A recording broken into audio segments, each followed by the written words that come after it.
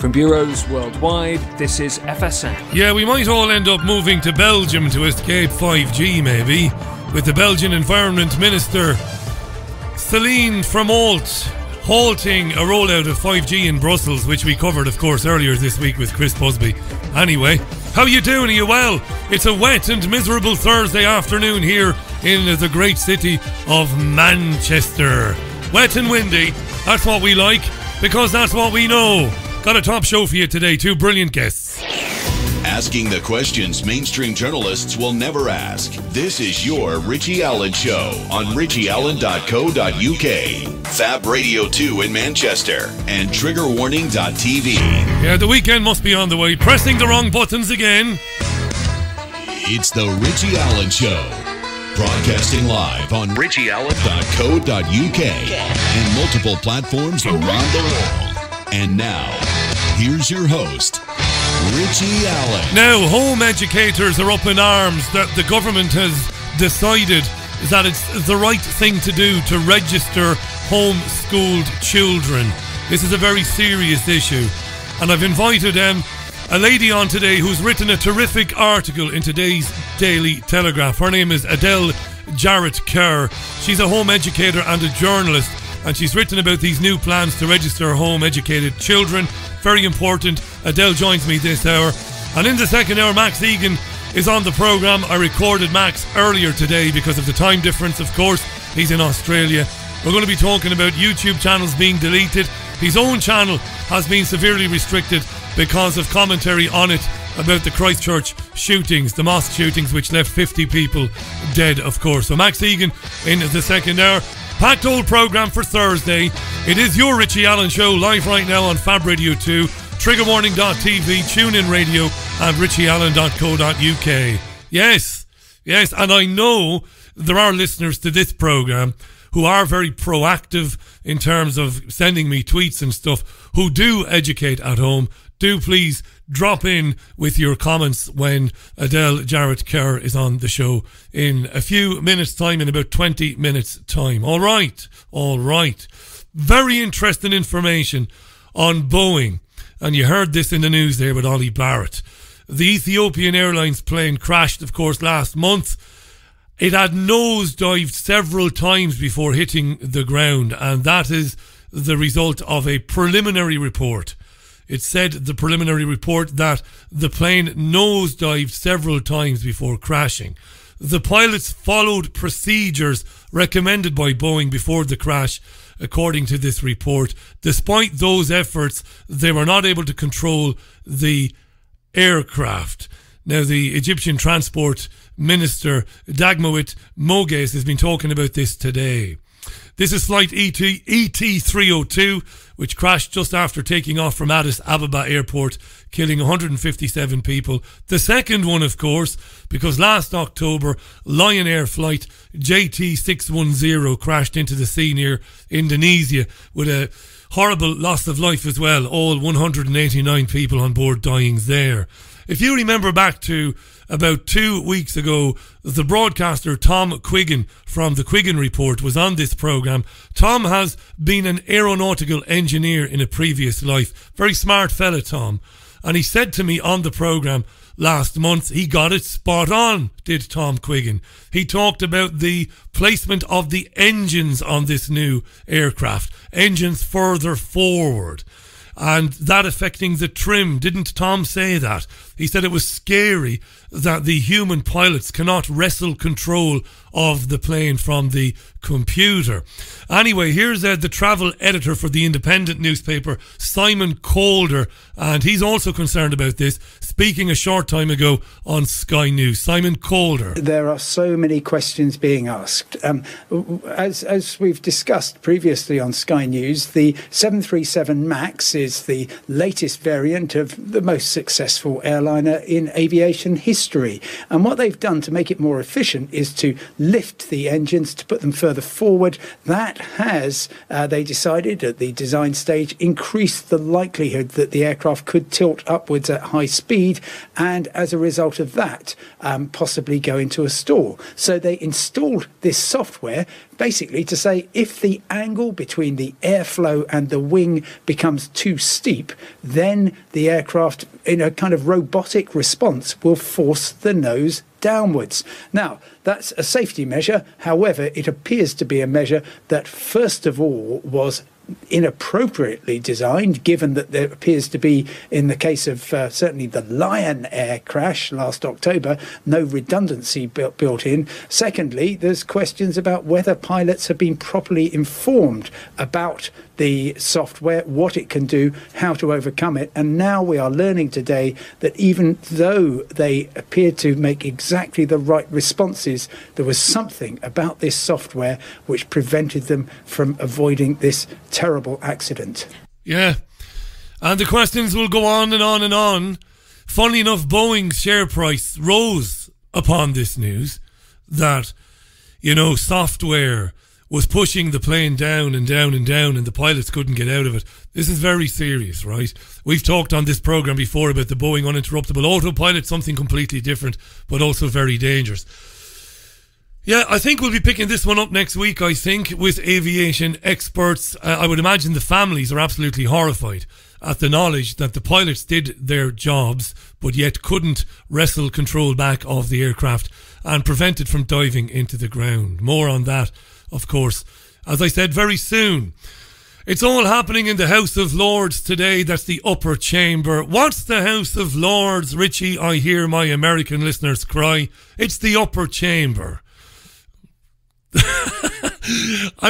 I've talked about the House of Lords so many times on the programme before. It's full of unelected peers, right? Hereditary peers, life peers, peers appointed by the parties, basically donors who've donated millions to the various parties get peerages.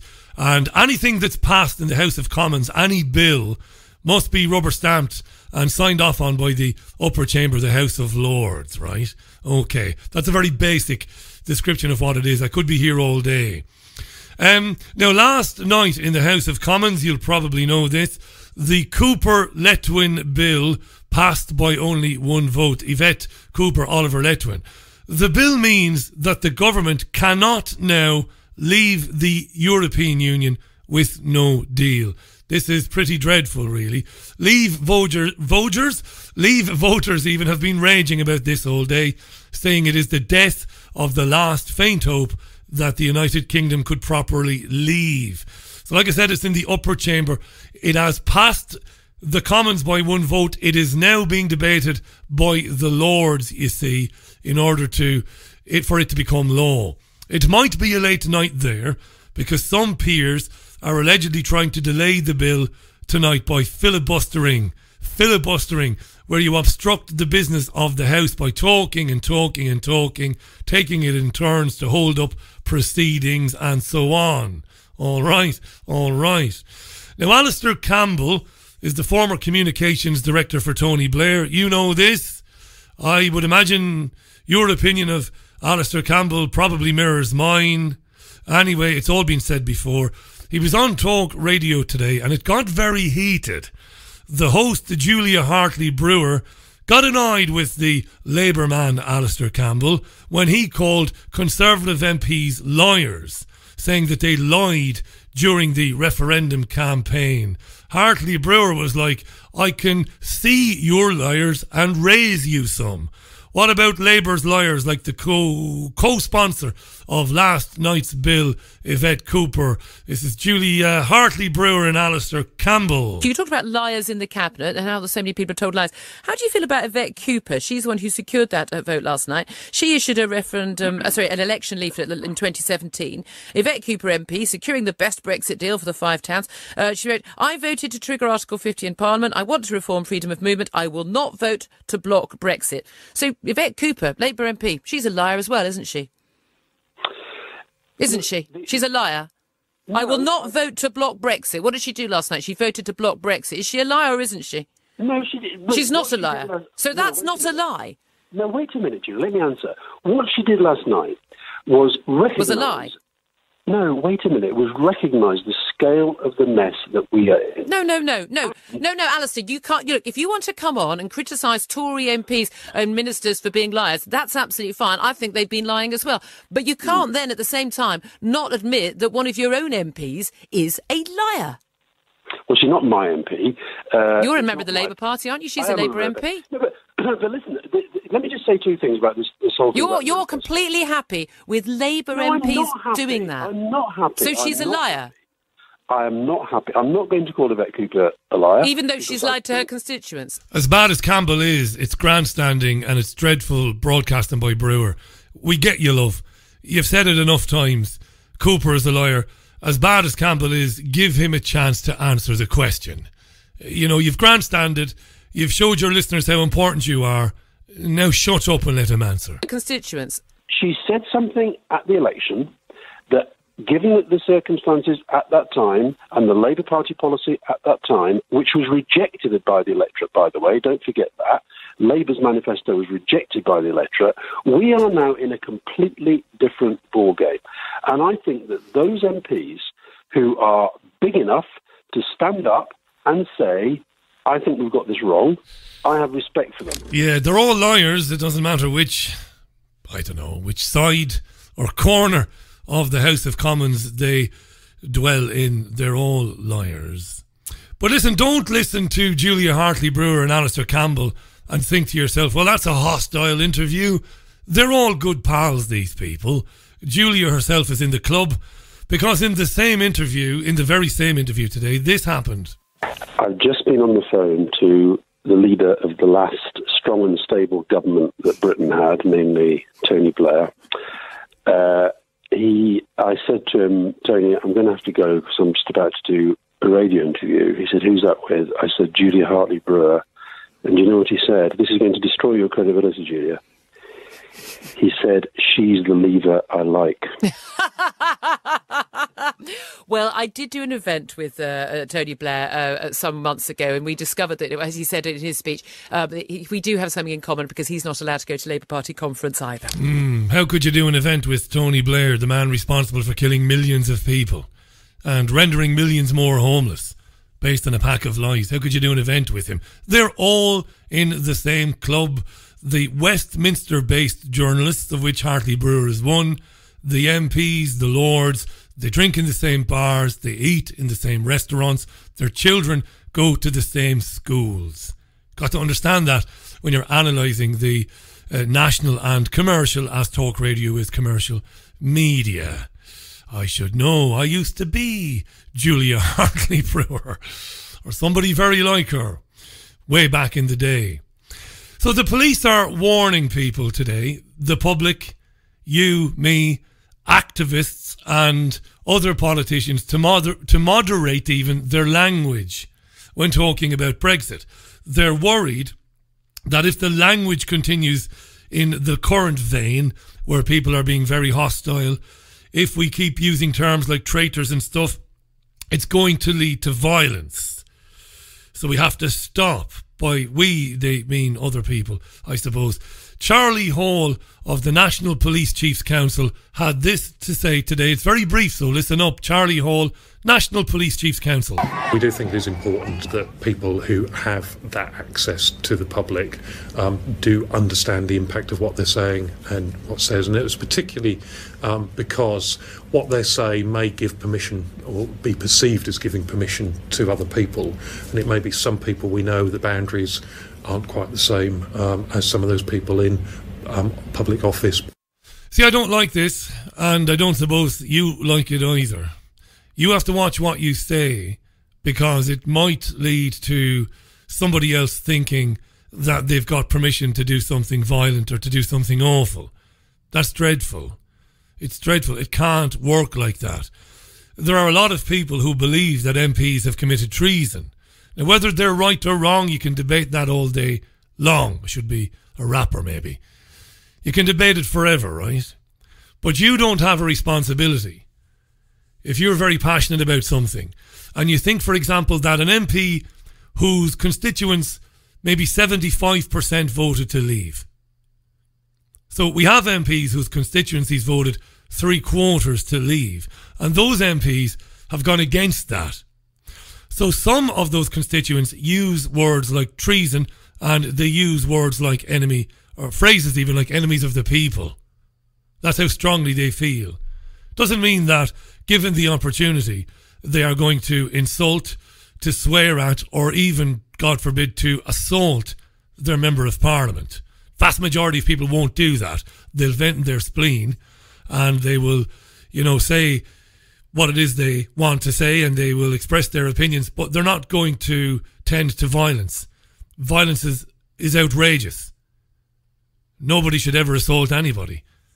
And it's very worrying when police chiefs and journalists are saying, well, maybe we should ban, or maybe we should stop using these terms. What other verbs exist whereby people can express what they feel about their MPs when the constituency voted leave or remain and the MP does the opposite? What's left for them? On the whole traitor thing, Adam Bolton on Sky News posed the question to government advisor Mo Hussein. This was this morning, and it's interesting, on traitors. Do you think, serious question really, should the word traitor be applied to anybody, any parliamentarian in this process, do you think? Well, I mean, it's not really a question of whether or not it should be. People in these papers are going to use their position often to kind of, Yeah, but the papers don't have to print it. They don't have to go down this road if they don't want to. Well, I suppose, but, it sells. And what are you going to do? I think there is a responsibility on certainly on MPs, on public figures, on everyone to as referring back to what the police were saying, to be mindful of the language that they use, not least because of the effect it could have on people who read it, and the sense that then it could be legitimised and taken maybe out of the context it was meant to fulfil. So I think there is a responsibility on that. But if people, MPs do have a difficult job, they have their constituencies, they have their reasons, and I think words like that should not be thrown around. Words like that shouldn't be thrown around. The government advisor Mo Hussein also said that those types of words and phrases can lead to maybe lesser sophisticated people taking the law into their own hands. But life cannot work like that. It's different when you're dealing with children, very small children, young children. But when you're dealing with adults and you're having adult conversations, you can't walk around the world constantly self-censoring yourself, lest what you say be interpreted by somebody else as a license to go and commit acts of violence. It's ridiculous. Nobody agrees with members of parliament being abused on Twitter and called names and threatened with rape by cowards who hide behind pseudonyms. Nobody agrees with that. Nobody agrees with anybody getting assaulted. But you can't tell people that you're not to use terms like traitor and enemies of the state or enemies of the people if that's the way you feel. These are weird times. By the way, the other voice there was Grace Blakely from the New Statesman. I didn't edit that out. Not that I wanted to edit it out, but I wanted to get the Mo Hussein bit there. It is 21 minutes past the hour. It is bucketing down here in South Manchester. It's we don't speak like that up here. We don't speak like this up here either. It's bucketing down, and that makes me feel very, very, very warm and snug in the studio. That's our weather. By the way, you're listening to the Richie Allen Show for Thursday. Not another programme like it around Europe. The most listened to independent radio show on the continent. Back in a minute with a really important conversation. Adele Jarrett-Kerr joins me. Don't miss that in 2. Music from Stevie Wonder on the Richie Allen Show. It's coming up for 25 minutes past the hour. I'm going to say it again. It's piddling down here in Manchester. A lot of rain. A lot of rain today. Lots of interest in my first guest today. As usual, tweet the programme with your comments. We talked about this earlier in the week. It's a very important story. With everything, I suppose, focused on Brexit and the indicative votes and everything else, this kind of got lost, but it's a big story. the government is consulting on plans to launch a new register of children in England who are being educated at home. Apparently around 60,000 children are being educated at home, and I make no secret of the fact I like the idea a lot of homeschooling. Anyway, under this plan, the parents would be responsible to register their child if they were not attending a state school or a registered private school. Ministers are saying the reason for this is it would help councils to intervene when standards were poor or if children were at risk. But parents who homeschool are not happy. More on that in a minute. Education Secretary Damien Hines said the term home education had acquired a much broader meaning than it used to have and was now a catch-all phrase to refer to all children not in a registered school. And the BBC ran an interview with a lady called Rianne Joy, who's in Suffolk, who home educates 2 of her children. She was apoplectic about it. She said, why should I have to sign a register and have someone come into my home and question the education I provide for my child when it's the first type of education that's succeeded for him? Will they have any knowledge of his background, of what he's gone through, the fact that he has no trust for people at all anymore? And then she said, if someone is coming to my home and questioning me about the education I'm providing, who is to say that if I do not agree with what they are suggesting or saying, who then governs that? That's a very important point, I think, as well. There was a really thought-provoking piece in today's Daily Telegraph written by my guest this hour entitled Why I Won't Let the State Interfere with Me Homeschooling My Children. It's an excellent article. Have a read of it. She's a journalist, a blogger. Her articles on homeschooling have appeared in the national press and she's a home educator herself. So I'm delighted to welcome to the programme Adele Jarrett-Kerr. And you can find Adele at beautifultribe.co.uk. Adele, thanks so much for taking the call. How are you? Oh, hello, Richie. I'm okay. How are you? I'm really well. Thanks so much for coming on. It's a hugely important issue and it has gotten lost in the crazy news week or news year. Well, there is so much happening. So much going on. Right now, you heard, I'm sure you came across the comments by Rianne Joy from Suffolk. Very strong comments. I guess you have a lot of sympathy with what she had to say. Yeah, I was very pleased to see that the BBC decided to include that perspective. Tell us, some people will listen to this and they will say, what's wrong with this? The state knows that there are a lot of people homeschooling. It's maybe becoming more and more popular year on year. The state knows that at the moment, parents are not compelled to let the local authority know what's happening. Yeah. And the state has a responsibility to make sure children are okay. Why is the state wrong? And why are so many mums like yourself and dads worried about it? Well, I think the thing is that a lot of us are not necessarily, well, a lot of people are against registration in general, but some of us are okay with the idea. It's just that we're concerned that it wouldn't be applied in a way that really works for our children, in a way that doesn't invade our privacy. Explain that for me now. Why? How do you think? Look, I'm going to make no secret. I should be objective here, but I sympathise. I sympathise with your point of view. But being the devil's advocate, how will it invade privacy if somebody from the local authority wants to pop around, have a look at your children? You've got beautiful children, by the way. They're lovely on the Instagram pictures. Lovely children. Just have a look. All right, Adele, everything looks fine. We'll see you in 6 months or whatever. What's wrong with that? Well, the thing is that it's our home. So you're inviting somebody into, well, we're not inviting somebody. Somebody is coming into our private space and telling us whether our home is suitable or not. If we applied that to any other group, we would see the problem a lot more clearly.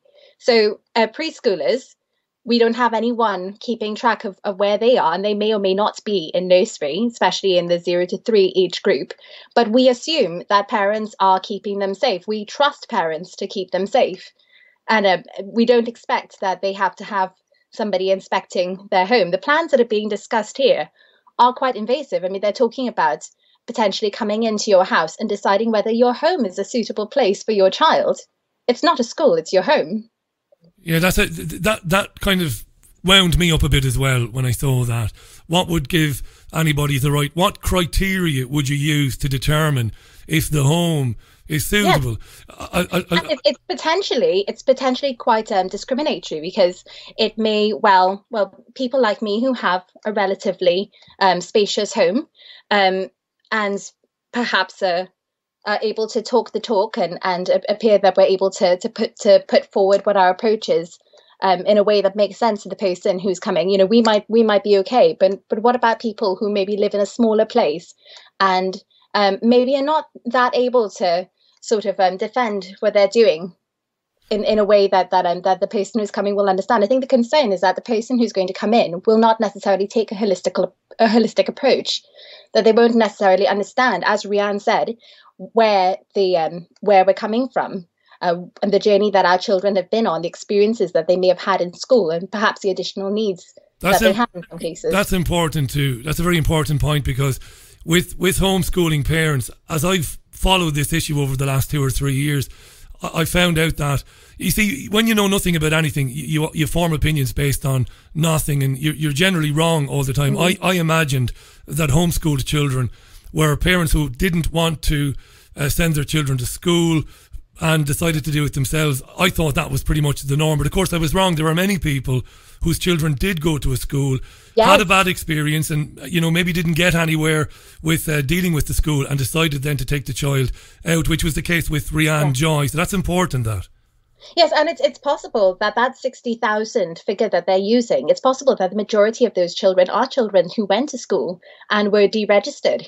Yeah, that's right. Obviously, they don't really know what the real figures are, because so many are not registered.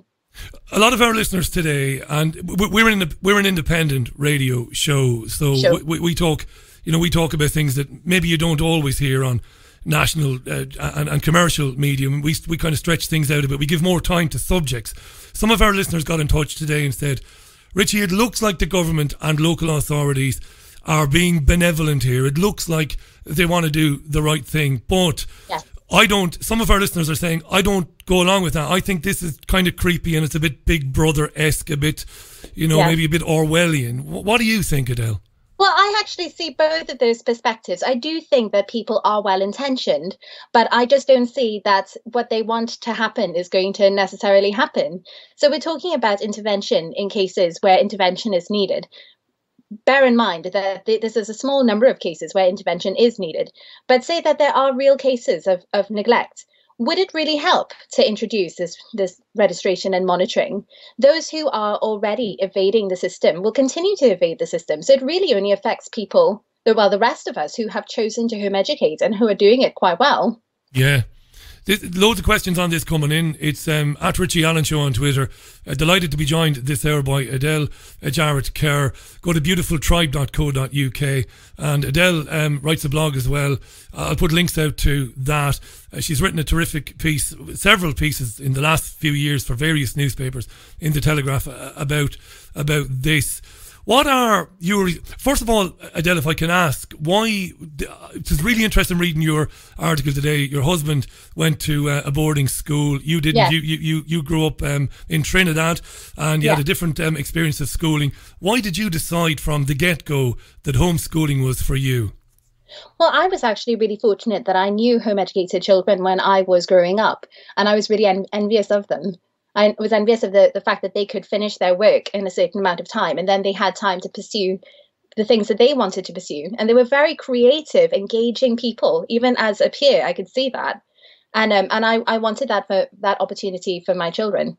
Also, as I said in the piece, I didn't get on with school myself particularly. Academically, I did really well, but socially and emotionally, I struggled. And so maybe that gave me pause when it came time to thinking about my own children. And you thought about that and you did it. Is it, these might be very they might be very silly questions or ordinary questions for you. No, they're boring no silly questions. No, but you know, I know you've been asked these things a million times. How difficult is it to do? I mean, how do you set your day out, Adele, when it comes to, to teaching your own children? How does it work from your perspective, as opposed to how it works in schools? They go in, they sit down, they have their assembly, they start their lessons, and they're there till 3 o'clock or whatever. How does it work for you? Well, I'll just say that we are a diverse group as home educators. So there are many, many different educational approaches. So my approach is just one of many. But the way that we do it is I have some ideas of what we could do in the day, and I discuss them with my children, and we have a very democratic approach to things.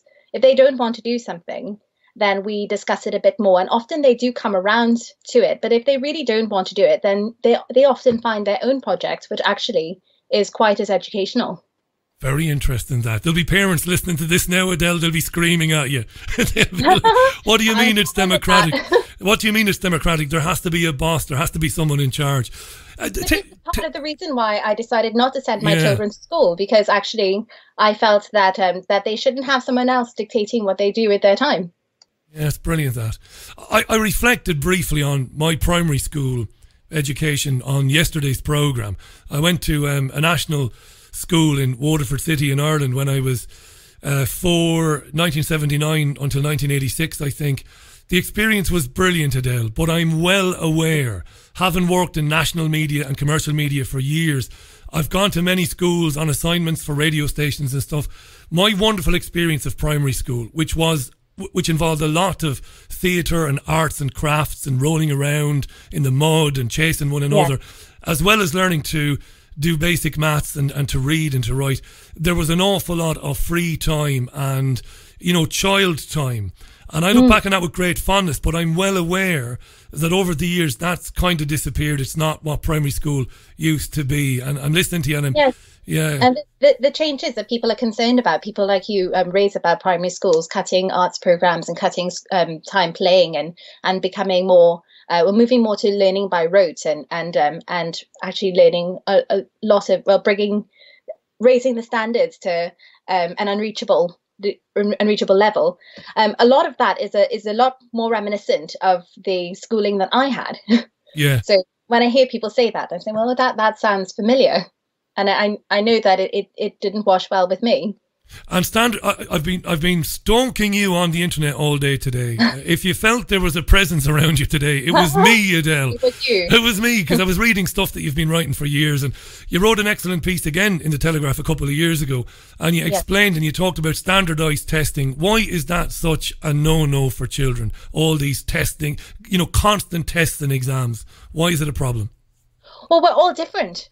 We're all different, so we don't reach the same places at the same time. We don't have the same interests, and that's okay, because as adults, that's the way that it is. So there's no need for standardized testing, and it can be quite stressful for a lot of children and not necessarily take them where they need to go. Something that an image that gets passed around by home educators quite a lot is the idea that why are you trying to teach a fish to climb a tree? Right. Well, this is interesting. I've heard it said before by former teachers that the testing process basically works on memory, and schools are under so much pressure from Ofsted to do well and to get good gradings that learning and genuine, real deep learning kind of goes out the window. Adele Jarrett-Kerr is our guest. I know you've got loads of questions for her, lots of questions coming in on Twitter. Somebody has pointed out to me and said, what if the government was to say, right, Adele, here's the plan. How about once every 6 months we get you and your gorgeous children to come to an assessment centre, and we'll see what sort of standard their reading, writing and arithmetic is twice a year. What would you say to that? I would say no. Why? I think that my children's I actually think that my children would do quite well with that, because certainly my eldest, she kind of likes tests, and she is reading to a very high standard, and numeracy is quite high as well. But I don't see the reason that they should be subjected to that kind of stress unless it's something that they wanted to do. I believe that they should get to choose what they want to do. And also, I think I would reject that, because there are a lot of people for whom that wouldn't work, because a lot of people believe that children should start learning to read and to read and write and do mathematics and all of that a lot later. Yeah.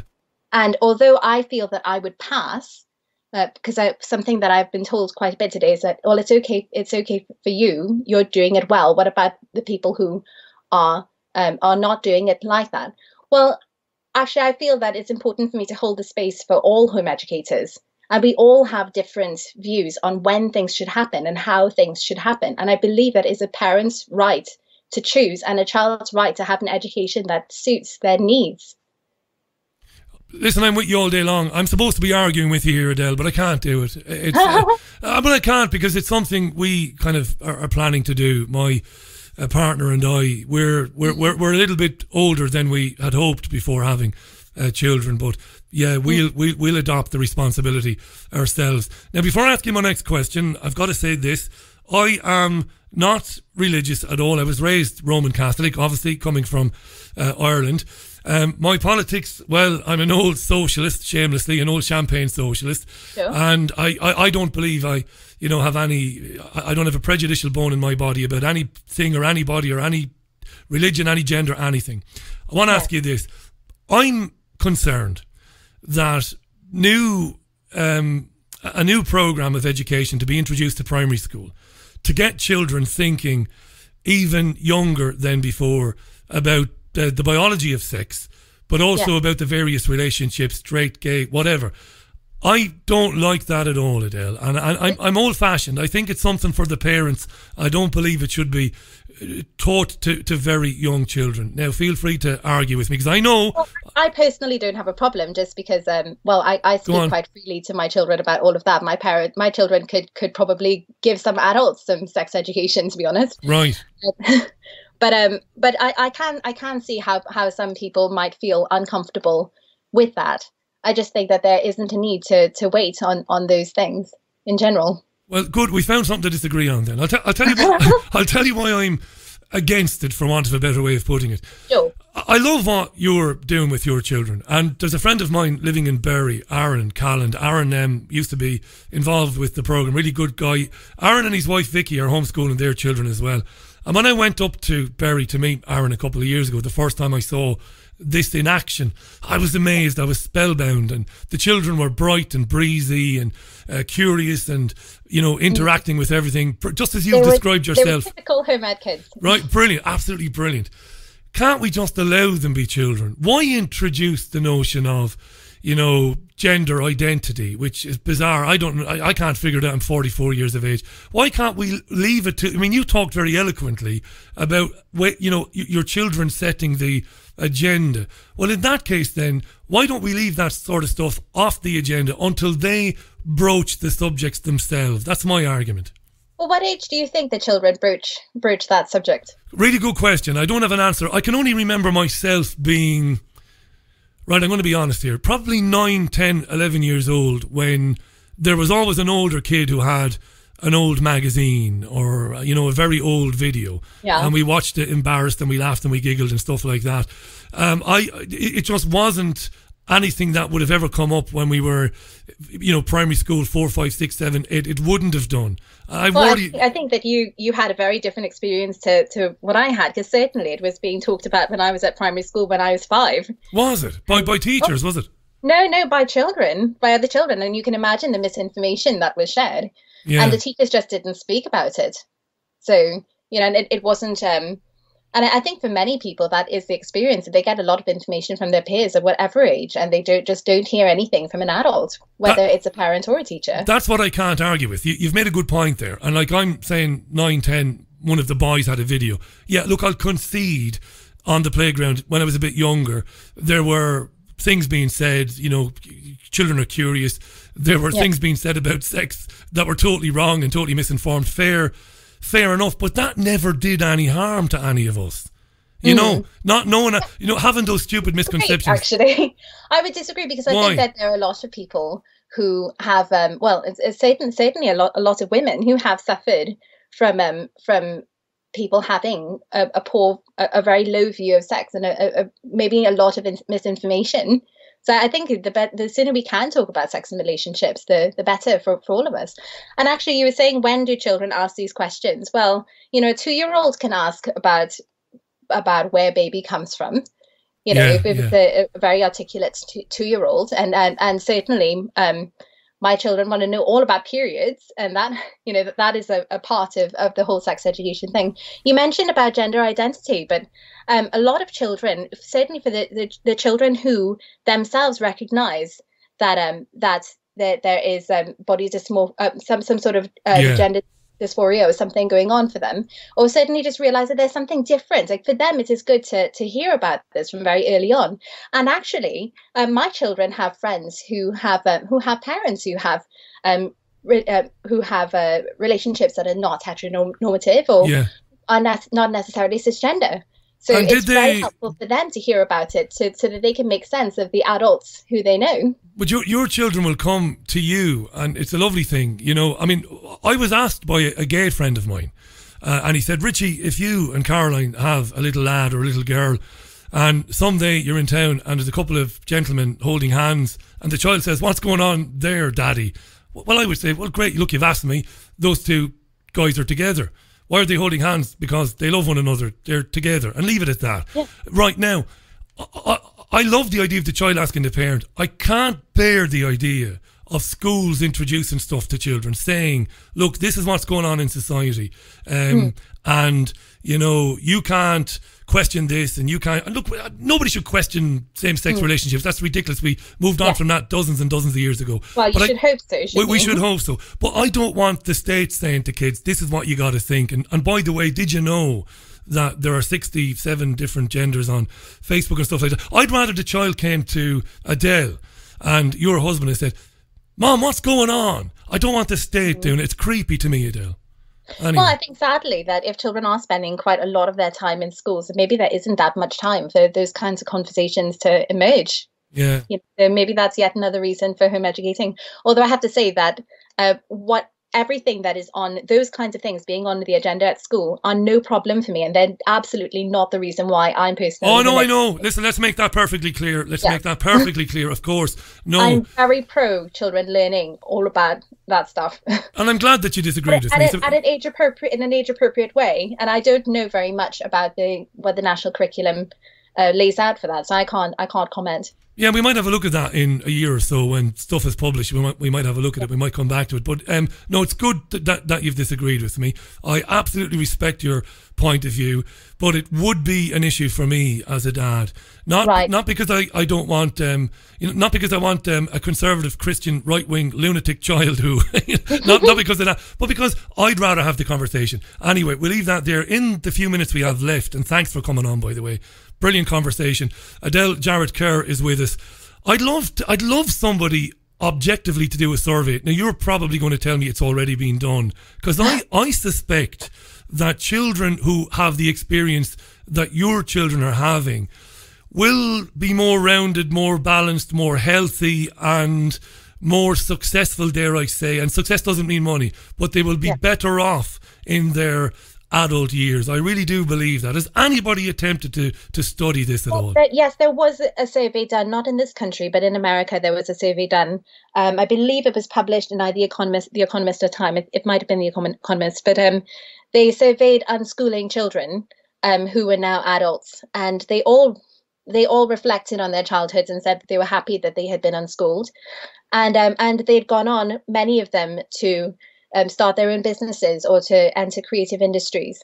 That's lovely, isn't it? Because you get asked all the time, oh, they're at home, they're not mingling with children, but that's a nonsense as well, isn't it? No, absolutely not. My children are with people all the time. I sometimes need to say, actually, we need some time at home. Yeah, good stuff, Adele. I want to thank you for coming on. Final question, final word to you. If they persist with this, the government, which it looks like they will, how far will you go? I mean, you're a bit of a celebrity. You're known in this field as a voice of authority. But I'm glad to be a voice. No, you are. Look, I know you're not looking for any celebrity, but you're known as a go-to person, a home educator. You're very eloquent. You're a very good writer. So what will you do in the event that they say, sorry, Adele, you're going to have to register the children? Well, if it becomes law, then yes, I will register my children. But I will be fighting it until it does become law. And I definitely want to have a conversation around what it's going to look like if it does go through. We'll watch it closely. It's hugely important. Got lost a bit this week, sadly, because of all the Brexit nonsense. But I want to just remind our listeners, go to beautifultribe.co.uk. There is only one Adele Jarrett-Kerr on Twitter. You can follow Adele there. She's a home educator, a freelance journalist, a feminist, and her articles are excellent. They're very, very interesting. If you're thinking of home educating, if you've just begun to pursue that idea, check Adele out. Adele, have a brilliant weekend. I hope your child is better, by the way. I know you've had a bit of car sickness today. Yes, the joys of parenting. I've got it all to look forward to. Absolutely. Well, look after yourself, and thanks for coming on. Yes, thank you for inviting me. Cheers, Adele. That was Adele Jarrett-Kerr live on the line from her home. She's based around Cornwall, Adele, and she wrote that excellent piece in the Telegraph today saying that she will not let the state interfere in how she home educates her children. Hugely important, this, you know, because there are those of us who, me included, who are very suspicious about where this sort of interference leads. In some cases, it'll lead to requests for intervention, requests maybe for social worker intervention and family courts and stuff like this, and it's all pretty dreadful, or it can be in some cases. Maybe not in the majority of cases, but there you are. It's it's 8.5 minutes to the top of the hour, 9.5 minutes to the top of the hour. Loads of comments on this. Poll tweets, this can be taken too far, Richie. If children ask questions, you should allude to the answers truthfully, but move on quickly. Let them be children. That's my philosophy. What is important is for them to be taught that they should be respectful and to be kind to everyone, says Paul there. Yeah, absolutely right. Look, quite a few of you have been commenting on the sex education thing. Sex education for me properly in terms of schooling began when I was in my 4th year of high school or secondary school. That's when I began to hear about the biology of sex, the anatomy of sex in my biology class. And we were given the scientific explanation of what happens when a man and a woman come together and make a baby. And that was the first time it was kind of taught to me in a formal way. And that's what I would advocate if I was given if I was running the rule over this type of thing. I would say, let children be children. If they've got a question, let their parents deal with it. And when they get to even 6th form, you could say 11 years of age, then if you want to teach them the mechanics of it, sounds very awful, doesn't it? The mechanics, do it. But I wouldn't want any man or woman speaking to my 4 or 5 year old child about sex, about relationships, heterosexual or otherwise, or about gender identity. I wouldn't stand for it. And I don't have a religious bone in my body. I'm not religious, I'm not Christian, I'm not a far-right evangelical type. And those people are human beings as well, they've got their opinions. I just don't leave children alone, you know. It sounds like Adele's children have a wonderful experience, you know, and I'm sure they are. I mentioned Aaron before and 1 or 2 other people I've met. It's a wonderful, wonderful thing. But as for the gender identity stuff, just leave them alone, you know. They have enough to be thinking about. You know, right, what time are we? It's coming up for 7 minutes to the top of the hour. Now, Max Egan spoke with me earlier on from Brisbane in Australia, I do believe. I hope I got that right. I should know, I've been speaking to Max for many years. Fascinating conversation, fast-moving conversation about many things, but specifically about the onset or this reality we're entering where people's social media accounts are being closed down because they are talking about certain things. And in his case, talking about the Christchurch mosque shootings. Dreadful business, of course, 3 weeks ago, 50 people killed, horrendous, many more people injured.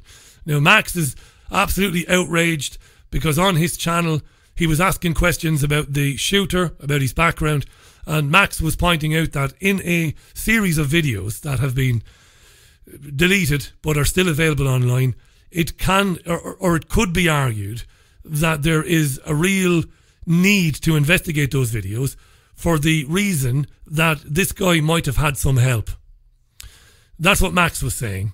But videos were deleted, his channel was restrictions were put on his channel, and he was outraged because there are people in the so-called independent media who are not only saying that this was a hoax, which is very silly in my opinion, but they're also contacting the bereaved family members on social media and calling them liars. These people are sick, I would have said, and I'm not virtue signaling, I'm not grandstanding, they're sick. And Max Egan talks to me, and you'll hear this conversation in a minute, about where are these people coming from?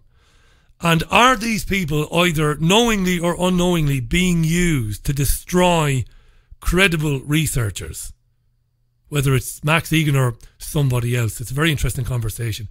We'll get into it. David tweets, you don't make a 3-week-old baby ride a bike. I think whenever they start paying a real interest in the sex they desire is time enough, says David there. Thanks for that, David.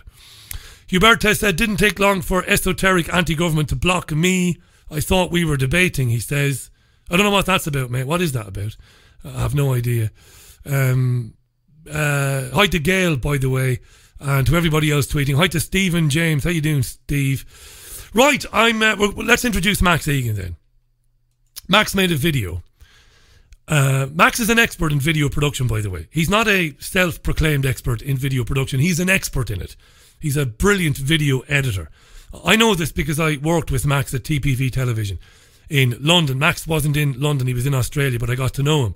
And he's brilliant. He's like my great friend and colleague Hayden Hewitt.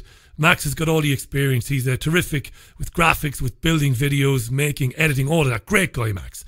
Multi-talented fella. So he took the video made by the shooter Brenton Tarrant and he had a look at it and he was disturbed by what he found in it. And the video was seen by a lot of people. Some of our listeners were asking me what did I think of it. I watched it and I concluded that Max had a good point. That you could make a case, at least that there needs to be further investigation, that this man, who will be in court again tomorrow, that this man had help in murdering 50 people. That's all. There's nothing wrong with that. It's not insulting or hurting the bereaved. The media has a responsibility to press the police and the authorities to find out what really happened. The media doesn't do it. It just repeats stereotypes and regurgitates things from other networks, and there is no genuine investigation. In the absence of that, Max did an investigation and Google have come down very heavy on him. So, I spoke with him earlier today. Don't be tweeting me questions for Max because this was recorded. Spoke to him earlier today and asked him about the video and about what is happening to his YouTube channel. Max Igan on the Richie Allen Show. Yeah, well, they didn't even send me any notification that they were going to limit my channel or anything like that. I just went to upload a video and I got told that I couldn't. Well, I went there and as soon as I clicked onto YouTube, I got told that I'd breached community guidelines. I went to my channel and I noticed the video that I had just uploaded had been deleted. And this video, like, I uploaded something last week and I thought, I've already got a strike against my channel. This is a little bit risque. They're going to give me a second strike if I leave this video here. So I've already uploaded it to YouTube, which means it's on BitChute. So I deleted it and then I uploaded a 1 minute and 40-second dialogue of just me talking with a yin-yang sign going around, informing people that I'd moved the video to BitChute. And YouTube deleted that video as having inappropriate content and put a strike against my channel. There's a 1 minute 40-second video with a yin-yang sign on it. So now I'm not able to upload to my channel. And what it's all about is the reporting on Christchurch. I mean, it's happening to everybody who's reporting on Christchurch. It doesn't matter which way you're going, they're deleting your video. Anything that is not supporting the official narrative, they're deleting the video. And there's a lot of disinformation being spread about this, and I'm really trying to clear it up because there's this whole CGI concept and this whole concept that it's all fake is being spread deliberately, and it's damage control because of what the video actually shows you. You know, people have got everyone focusing on the shell casings are disappearing. It's bandwidth. I mean, it's just video compression. Everything that they've said is fake. I've gone through and I've looked at it frame by frame. I've gone through there's 20,319 frames in this video. I've gone through the whole thing frame by frame. It's not CGI, it's not fake. But what they want you concentrating on all this stuff that you'll argue back and forth about. Oh, why were the bodies in the corner? Why wasn't there enough blood? Why was it this? Why was it that? All this stuff that you argue back and forth about, but you're not looking at 5 really distinct points or 4 really distinct points that are revealed by this video. Number 1, there's a man in red there at the driveway when he enters.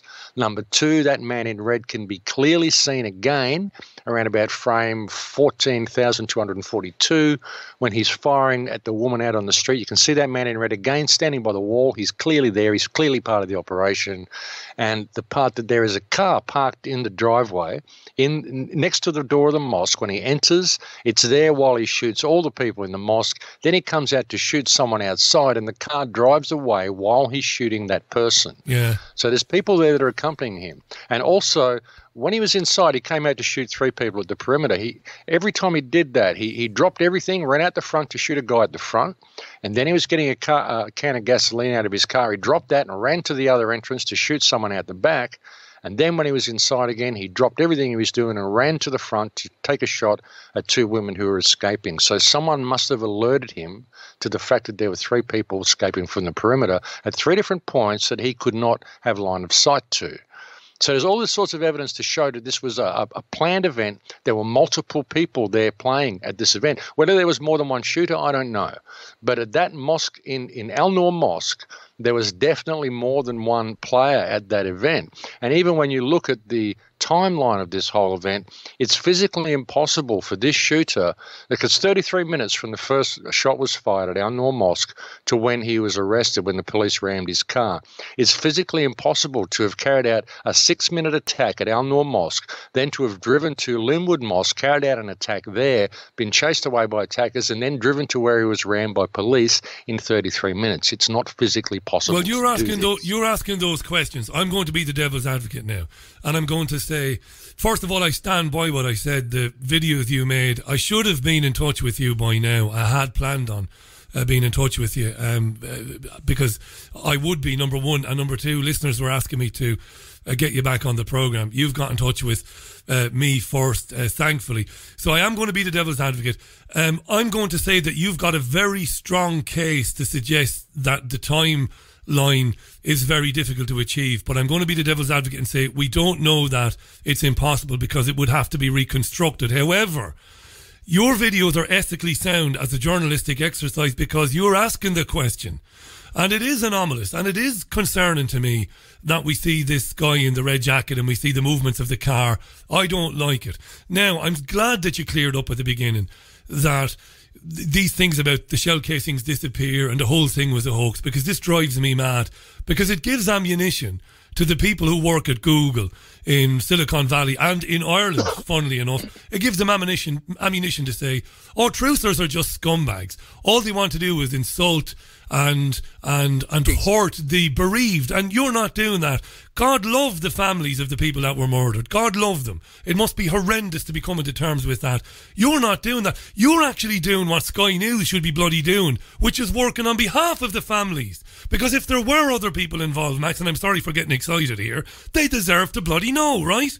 They deserve to know exactly. That. Exactly, they do. And the thing is, you know, people don't see how we're being played. This has been long in the making, Richie. This has been long planned. If you go and look at the profile that they've set up for this guy on 8chan, this has really, really been set up for a while. And you've got to understand how they've done it with the whole fake news meme. You know, all they had to do is fake a couple of events, like Sandy Hook or whatever, just fake a couple of events, and now everybody calls everything fake. And you look at the setup, what they did with Pizzagate. I told people not to focus on the pizza store. It's going to turn pear-shaped. They're going to use it against us, and they did. The very next day after I said that, they get this whole fake news meme going. So now they're going to use this event in Christchurch. If they can get enough people to run with this concept that it's all fake and it's CGI shell casings and all this stuff, if they get enough of the truth community to run with this, they're going to be able to shut down the entire independent media for spreading fake news. That's what it's about. You know, they've done this, and they've created such a worldwide outpouring of grief for these people.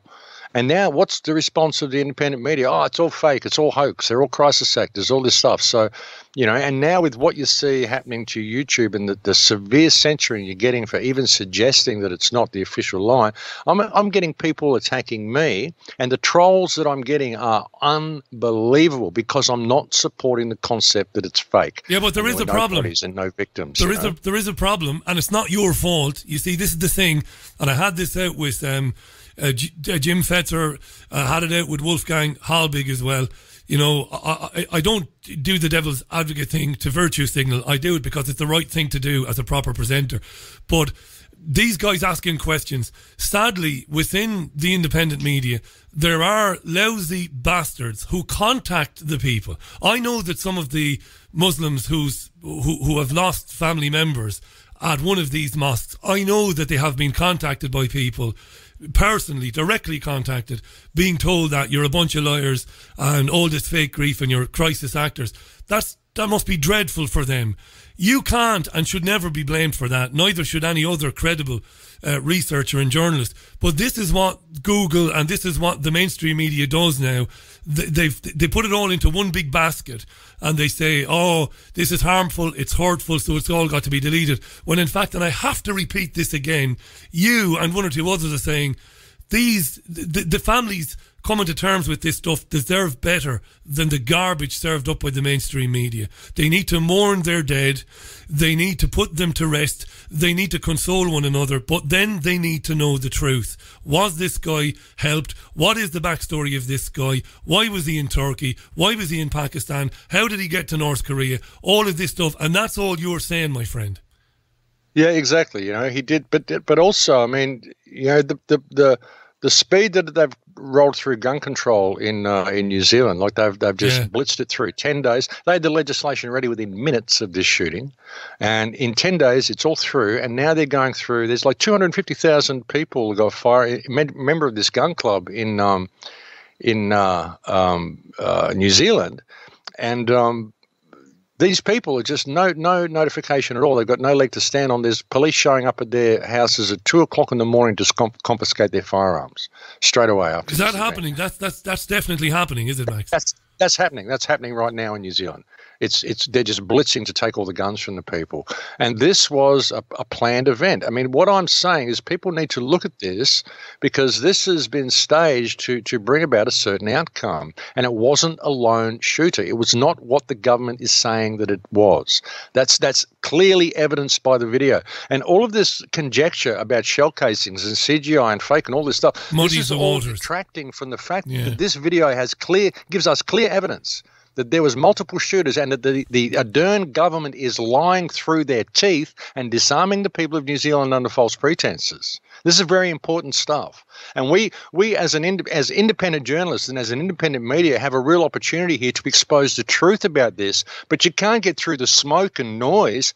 And you can't try to even get anybody to look at it because as soon as you suggest it, everyone goes, oh, you're not saying it's fake, so you're supporting the government. Oh, I've literally had people telling me that I'm shilling for the New Zealand government because I'm claiming they were victims. Madness. I've had the same thing.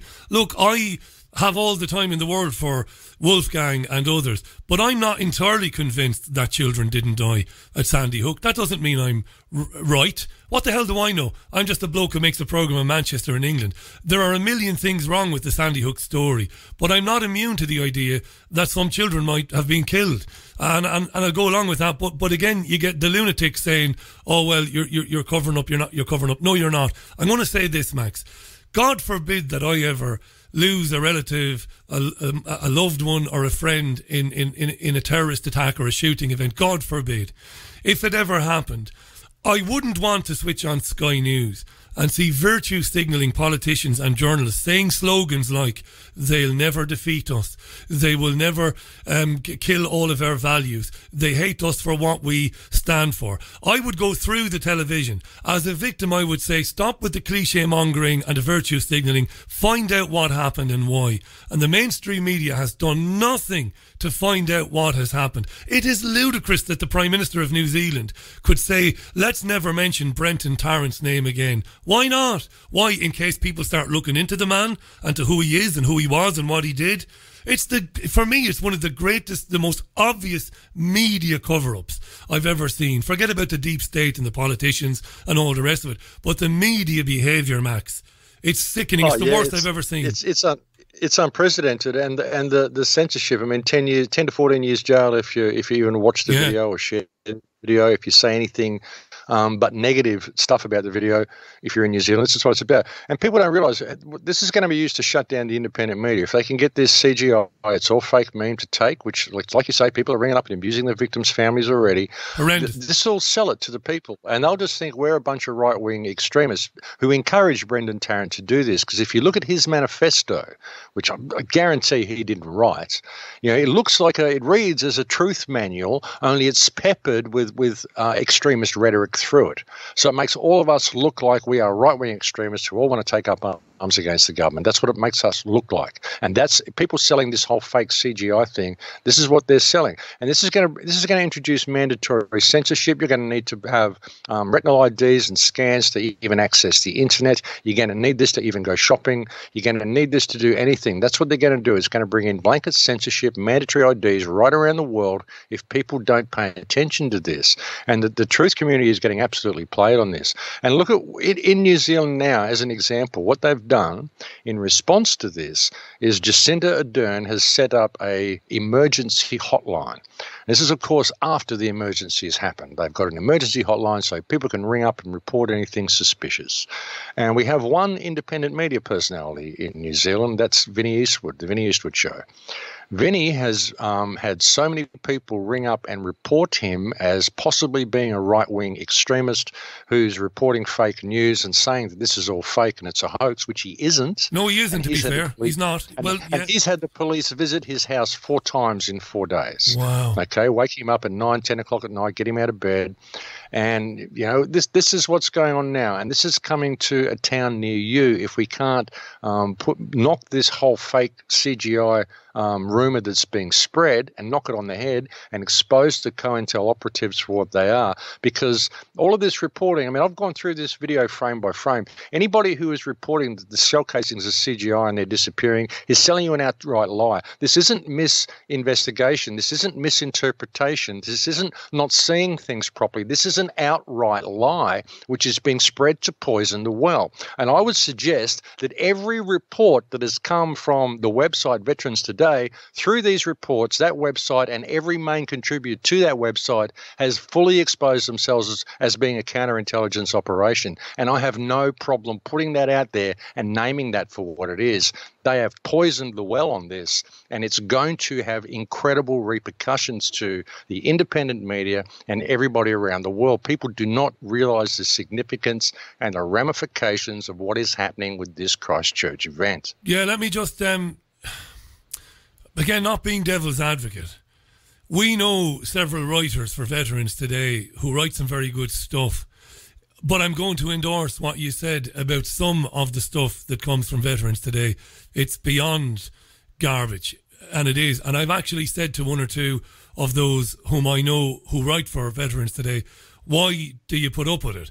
And they've said, well, Richie, don't be a hypocrite. You've often complained about being found guilty by association. Don't do it to me. I write my articles. They put them out there. I'm happy enough with that. And I've said, okay, fair enough. You won't be aware, Max, but we've had this programme has been named by every Sunday newspaper in this country in the last few weeks as being a kind of a haven for anti-Semites, which it isn't, of course. It's nonsense. Go back to what you said about Vinnie Eastwood. I looked very closely at what Vinnie was saying, and it's what you've said is fair. It seems like he's being misrepresented by so-called concerned citizens. He isn't saying that the thing never happened, as far as I can see. He's saying people were murdered, and yet there's no investigation. Was it possibly a false flag? Which again, maybe people who never hear the independent media, maybe people who never hear Max Egan or anybody else, maybe they've come to understand the term false flag as if it's never happened, when that's nonsense. False flag means, as I understand it, from speaking to researchers like you for years and years, is when Party A commits the crime and makes it look like Party B did it, right? That's a false flag. That's not a hoax. Something very bad has happened, but the signs are that it was all one man in this case, when in fact it might not have been. That's what a false flag is, right? Exactly. They're saying this was a lone wolf. This was a lone wolf extremist, white supremacist extremist from Grafton. It wasn't. It was multiple players. It was a well-organised event, and there were multiple players who were guiding this guy and helping this guy. All the reports from Linwood Mosque say there were multiple shooters, and it can't have been Brendan Tarrant who they chased off because he couldn't have possibly got there in time. And also, I mean, the phone calls.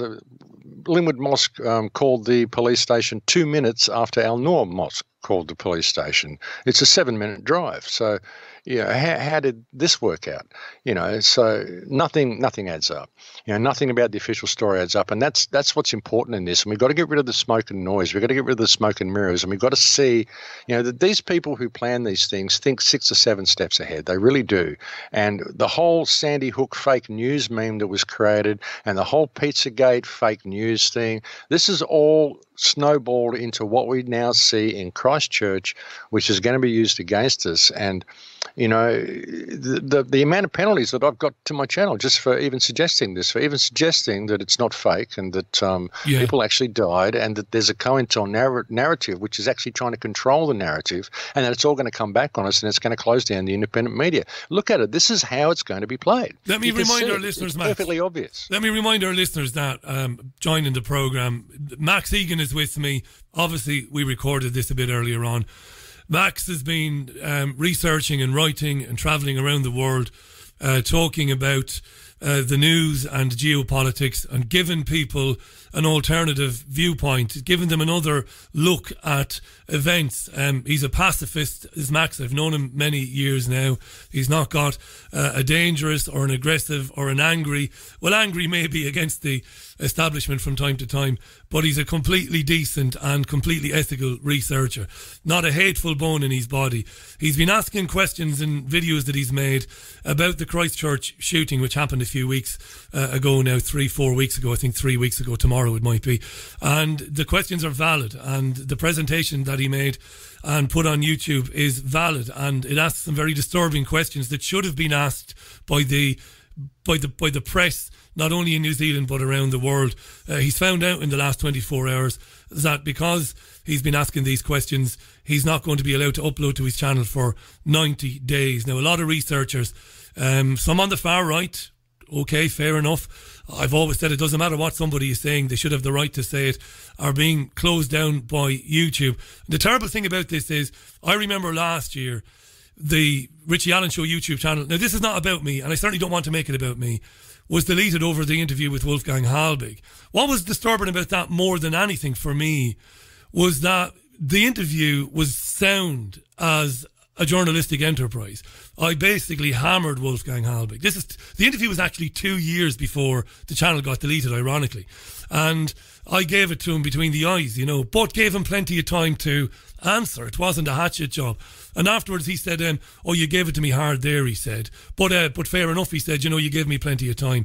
So what you're saying, the reason I mentioned my channel is because what you're saying is very important. It seems that the powers that be want to delete full stop any discussion about what happened in Christchurch.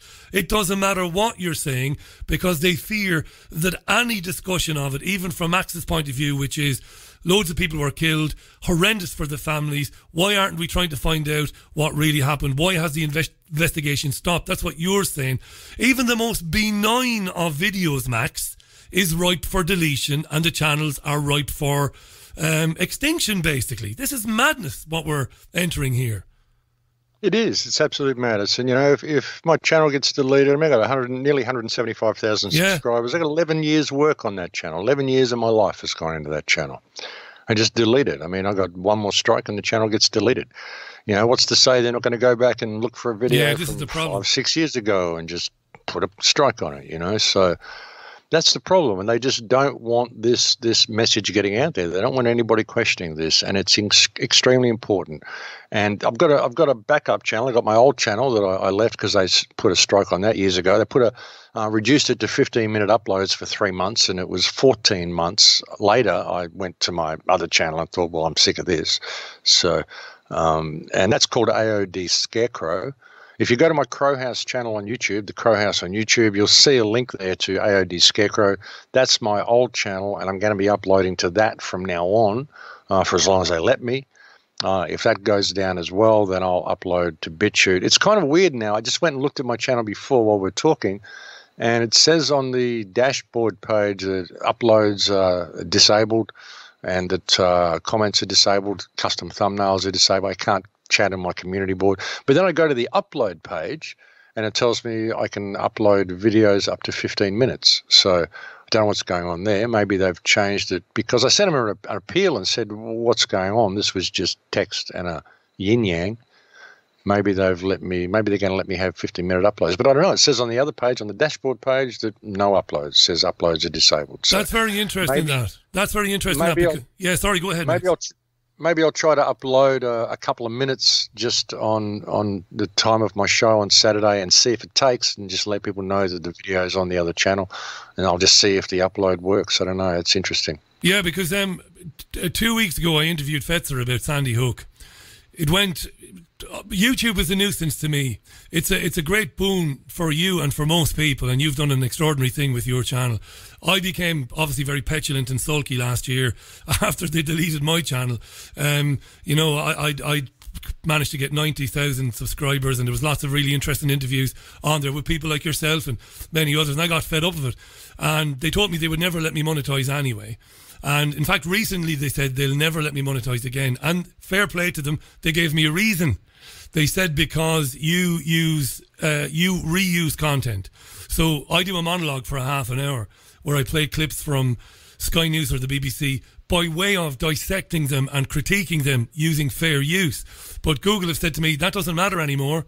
If you stop doing that, you can monetize your videos. And I said, well, I can't stop doing that because that's my act, as it were. That's my show. Yeah. I do that for 30 minutes, then I interview people like Max Egan. So they said no, but just very briefly, they deleted the interview.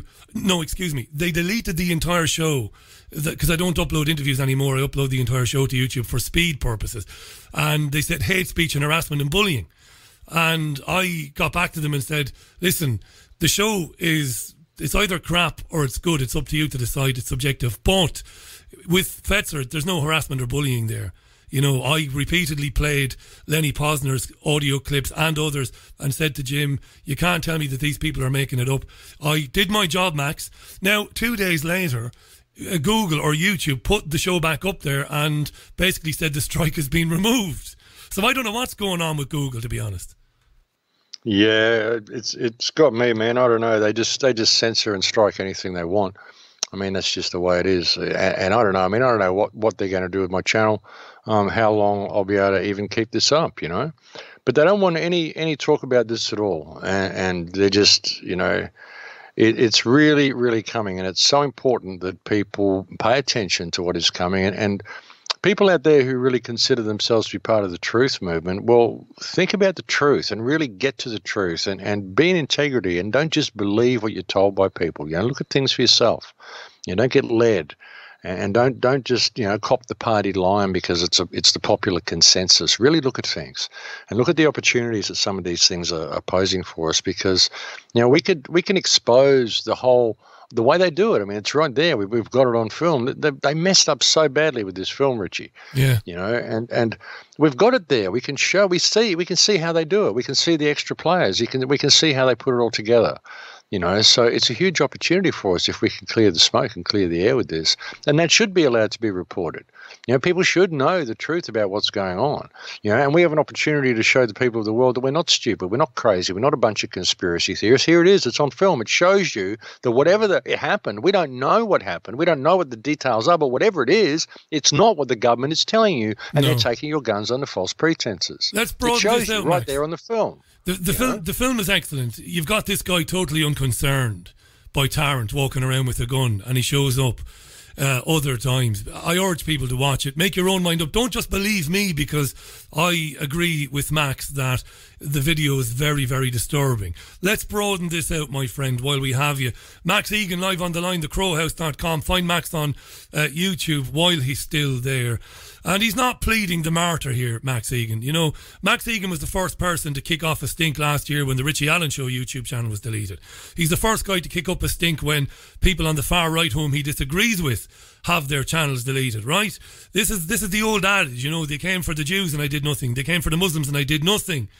We can't allow this. Got to stand up for people, regardless of whether you agree with them or not. Let's broaden it out, my friend, because we have the Health Secretary in the United Kingdom, Matt Hancock, saying that Facebook needs to not only delete Facebook accounts of anti-vaxxers, but they've got to introduce artificial intelligence, Max, so that if me and you, imagine Max Igan never did a radio show, and imagine there's never been any radio show here with me. Imagine we never did anything. You work for, you're a doctor, Max, you work in a hospital, and I work on a building site, and we're just mates on Facebook. And you said to me, well, Rich, congratulations on you and Caroline having a baby girl. Oh, thanks very much, Max. Are you vaccinating Richie? I'm not sure, Max, I don't think so. The health secretary in this country has actually, and I'm not making this up, I'm not exaggerating, has suggested that that conversation be deleted and we be kicked off. Because vaccines are safe, don't you know? So let's broaden this out. This is where this is going. There won't be a place on planet Earth, or at least online, where we can talk about stuff like this. It's going even further than that. I mean, with the new laws they've just brought in, the copyright laws in the EU, you won't even be able to show a picture from a website from BBC or whatever. You'll get hit for copyright or whatever. And the way it's going, with what will come out of Christchurch and the need to keep tabs on everybody, pretty soon, when 5G is in place and all this, you won't be able to do anything unless you're vaccinated. You won't be able to go and buy a plane ticket. It'll get to the point where you can't even go into a supermarket if you're not vaccinated because you may be a danger to the other people. This is the way it's going to go. And the vaccines themselves will have the microchips and the nanotech and all this sort of stuff in it.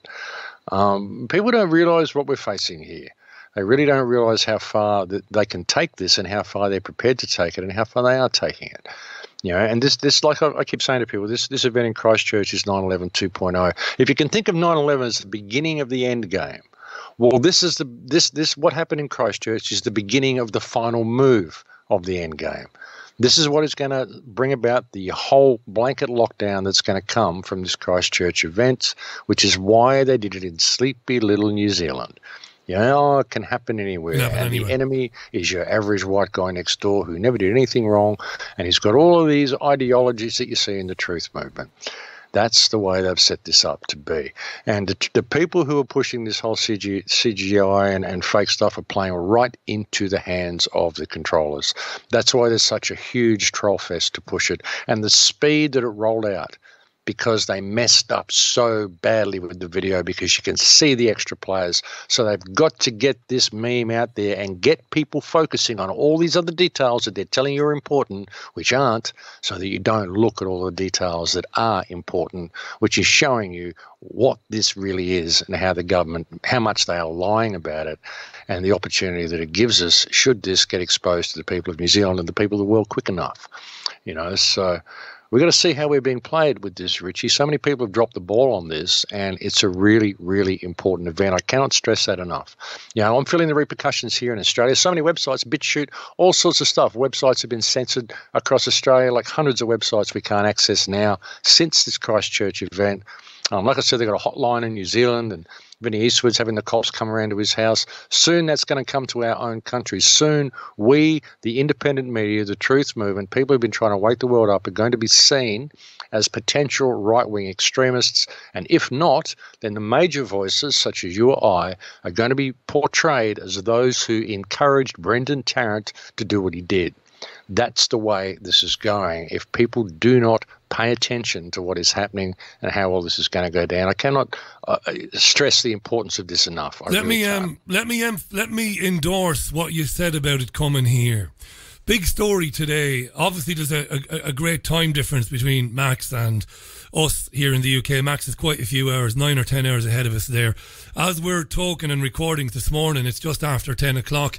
I take the old dog out for a jog early, very early in the morning after I drive the missus to work.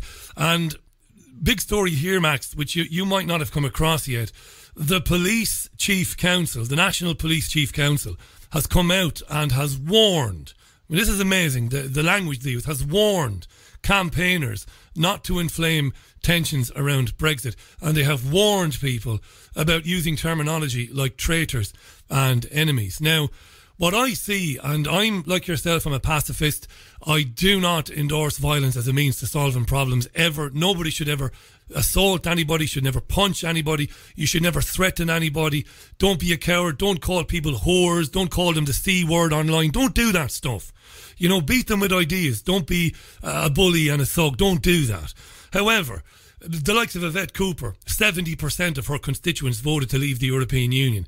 Cooper is one of the chief architects of destroying the UK vote to leave the European Union. These people are traitors. They are. Now, calling them a traitor is not the same as urging or hoping or wishing harm on them. I would not wish any harm on Yvette Cooper or anybody else or any politician. But here we have the police saying we've got 10,000 police officers ready to deploy at a day's notice if there's a no-deal Brexit. The army are on standby. And the chairman of the National Police Chief Council is warning people, not asking people to think carefully about the language you use, but warning people about using words like traitors and enemies of the people. So it is coming here, Max. It's here already. Absolutely. And Brexit, I mean, Brexit represents the end of the democratic vote. That's what it is. I mean, you know, we want to do this. What do you think, folks? So we'll have a vote. Everyone voted no. Oh, well, we're going to vote again because you voted the way we don't want. You know, and what they've done, I mean, since then, all the stuff like searches at bus stations and all sorts of stuff, you know, because of Brexit. No, it's not because of Brexit. Just because you want to give people a hard time, put them in fear and tell them it's all going to turn pear-shaped and terrible and there's going to be crime everywhere and there's going to be searches and seizures everywhere if we leave the European Union. You're just trying to get people in fear to make them vote the way the government wants them to vote. It's a joke. The people already voted. The government should be doing something about that, but they're not because it's the end of the democratic vote. They don't care what the people say. Theresa May wants to just go and do what she wants to do. She wants little blue passports. That's what she wants. You know, and the hypocrisy of this woman, you know, the level of insincerity of this woman. The way she was on TV there and she was saying, oh, how terribly and how sad she is over the poor Muslims who were killed in prayer in Christchurch. We should never kill Muslims in prayer. When Theresa May has been bombing Muslims in prayer in Iraq, in Afghanistan, in Syria, in everywhere you can think of for years and years on end, you know, the level of hypocrisy from this woman, it's absolutely incredible. Just to see them using this event as a political football. And the same with Jacinda Ardern, you know, putting on the Muslim headscarf and pretending that she actually cares. You know, the level of insincerity. And Muslim people saying, why is she doing that? We don't want her to do that. That's so insincere that's terrible that she's doing that. She's not a Muslim. Half of them felt like she was insulting them, you know. So the level of hypocrisy of these people. But Brexit, man, it's the end of the democratic vote. What do they care what the people want? They're just going to do it anyway. And all of this fear, and like I said, searches at bus stations and all this stuff, just to try to get people to vote the way Theresa May wants them to vote. It's a complete joke. Isn't it amazing for me to be sympathising with the Muslims? I mean, you are a human being with a heart. I am. It's a terrible thing for those people in Christchurch. I can't imagine it. I'm not going to virtue signal now and say that they're in my prayers because they're not. You know, heaven help them. They're not in my prayers. You know, we've all got our own lives to live. It happened on the other side of the world. It's terrible. But I'm not going to lie and pretend to be this lovely guy. I do feel sorry for them. And I wouldn't wish it on my worst enemy what's happened to them. But if Theresa May cared so much about Muslims, we wouldn't have Special Forces, British Army personnel on the ground in Yemen working with Saudi-backed militias and fucking murdering Yemenis who happen to be Muslims. It's insane. You know, and again, fair play to RT for the work they've done on that. Not only are we giving the Saudi Arabian government all the means and the technology to kill hundreds of thousands of Yemenis, but we've sent our own crazy trained special forces guys in there to do it.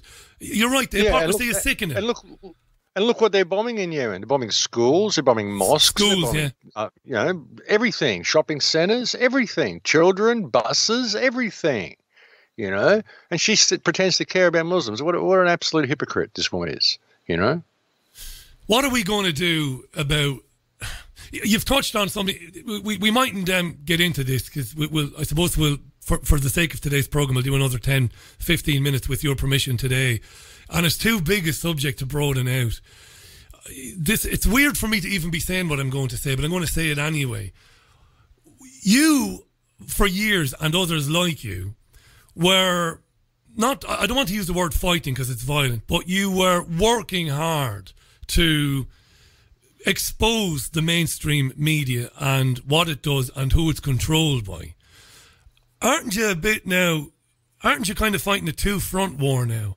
Because as well as the nonsense and the ineptitude in some ways, but also the corruption of the media, you've also got to fight the establishment promoting what appears to be independent or alternative media, but isn't. Because you've talked earlier on about that element of the independent media that says that everything was a hoax, it never happened, and that threatens and harasses the victims' families.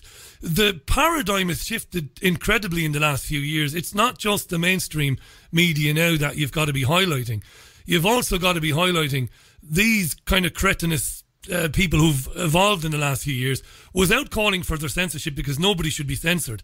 But you've got to keep them in mind as well, because in one way, they're just as bad as the mainstream media, right?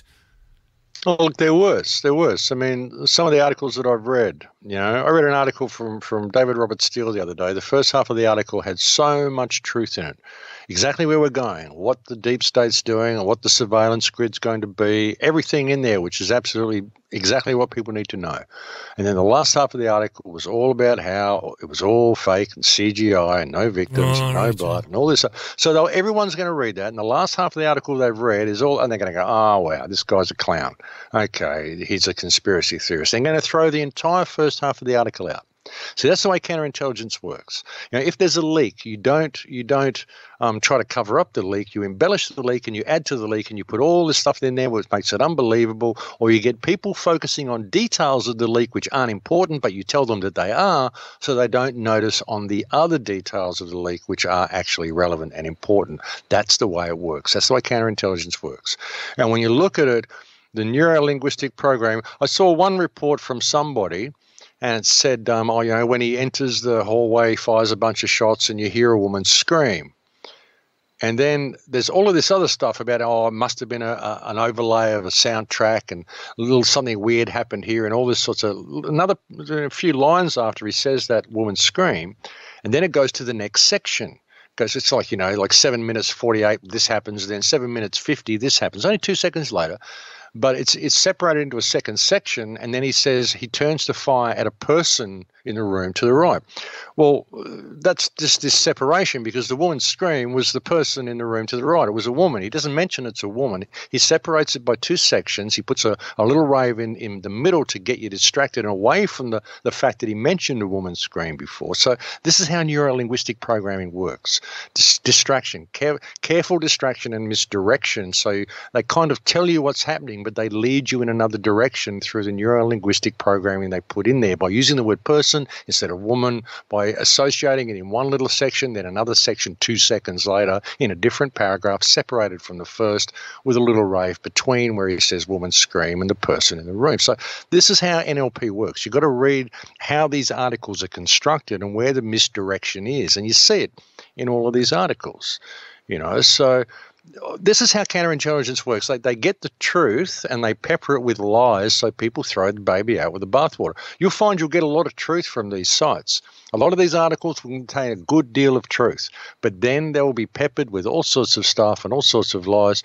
I mean, Robert Steele, this man a few months ago or a year ago, whatever, was saying that there were child slaves on Mars, for God's sake.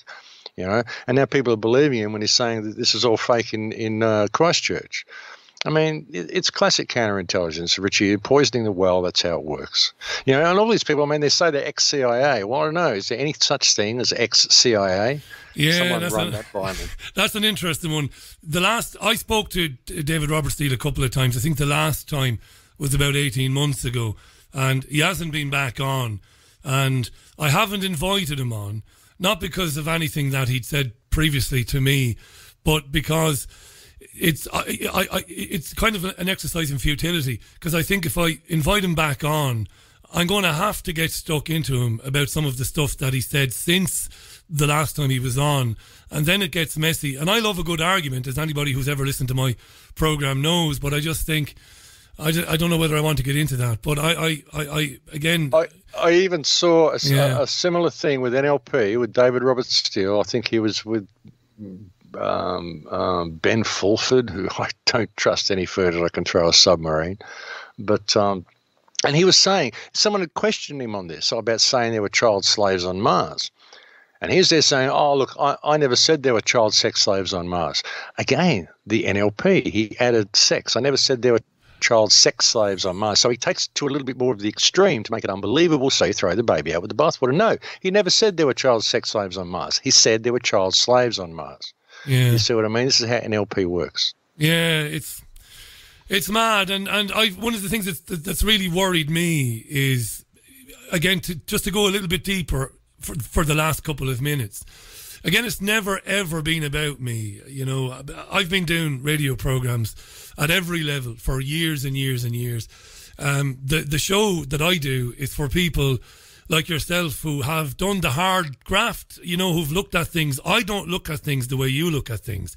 I basically put together a satirical look at the news for a half an hour, and then I invite somebody on who's got something to say. And I work bloody hard now, don't get me wrong, it's difficult to do it every day, but I don't do the research you do, so I bring you on, you see, and others, and I enjoy listening to you and others. What I'm witnessing, and I'm going to write about this when I get a chance, the establishment or the system is promoting heavily the people on the far right and on the very far left, people whom are perpetuating the notion that either Donald Trump is the answer or either somebody on the left is the answer. To make it simple, those researchers and those program creators who have long ago departed from the idea that you could ever achieve success through the electoral system, we're being marginalised and shadow banned and destroyed. I mean, I remember last year when the old Richie Allen YouTube had 90,000 plus subscribers. Tommy the Tit Robinson, God love him, had about 63,000, and his channel was older than mine. Now, Tommy, but I know YouTube have banned him as well, and I don't agree with this. Now he's got nearly 400,000, and I was kicked off and had to start all over again. Now, it's not about me. There are much more, you know, advanced people than me who make programs who know more than I do. But I've come to understand this. As long as you are promoting the system, no matter how crazy it is what you are saying, Max, you're going to be okay and you're going to be monetized. If you're trying to open people's minds to thinking a little bit about the fact that the whole system is propagated on lies and evil and sickness, and you can never vote somebody in to change it, those researchers and program creators are being eliminated. Am I being a bit paranoid, or do you think I'm onto something? Oh, no, that's absolutely true. It's absolutely true. And, you know, people have to understand as well, you know, I've been doing this for a long time. I've been researching this stuff for most of my life. Yeah. And I've been online doing a weekly radio show for almost 11 years now. I'm into my 11th year. It's over 10 years. And in all that time, I've never pointed the finger at anybody. I've never named anybody as a COINTEL agent or anything. I've never tried to rock the boat. I've never tried to upset any other researchers. I've never pointed my finger at anyone. You know, so it's a big thing for me to do this and to call these people out. But this poisoning the well has to stop. It absolutely has to stop. And you know, we've got to see what's coming. We really do. Here's the question for you. Here's the question. Sorry for the interruption. Here's the question for you now. Let me have a go at you there now. Does it have to stop, or do people have to become a bit more cynical, a bit more skeptical, and a bit more independent? Because by having to stop, I'm happy enough for the COINTEL morons to keep putting their shite out. That's free speech. I'd be more interested in people having a bit more skepticism about everything they read and hear, no matter where it comes from. I think you've said that already, to be fair. Well, yeah, I mean, people need to learn how to think. They need to learn some discernment, and they need to think for themselves. Look at these things and think for themselves. You know, too many people just accept the narratives that they're given. You know, and when I do my shows, I'm not giving you any narrative. I'm just giving you a free thought flow. I don't know. I'm just talking. You know, I'm just a guy in a shed, and I'm just observing things, and I'm giving you my perspective for the week. I mean, I get things wrong sometimes. I come back and correct that. I mean, I'm not a know-all or be-all or a see-all or anything. I'm just a guy who observes things and offers a perspective. You know, but there's a lot of people who are seen as reputable sources, and people go to these sources and they expect valid news, and then they go and spread that news. And this is classic social engineering is what we're seeing.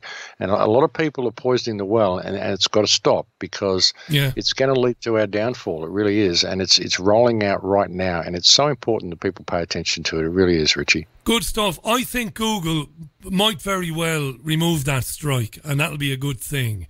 It is a terrible thing, the hegemony now enjoyed by Google and Facebook and all that. It is. But within these organisations, there are ordinary folks working there. I think I saw that 2 weeks ago when the show that had been deleted with Jim was restored.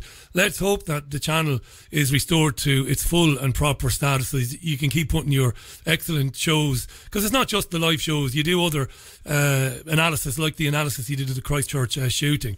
So just keep on keeping on doing that. As long as this programme is broadcasting in Manchester here, and I'm a little bit worried about that because I know that Ofcom, I know that the UK government wants to regulate shows like this, not just this show obviously, but they want to get rid of the standalone sole traders like me. They not necessarily want to get rid of us, but they want to regulate us, making it, which would make it difficult then in the future for me to talk to you about Christchurch. So look, as long as it's here, mate, I've known you since my days in Spain laterally and then TPV.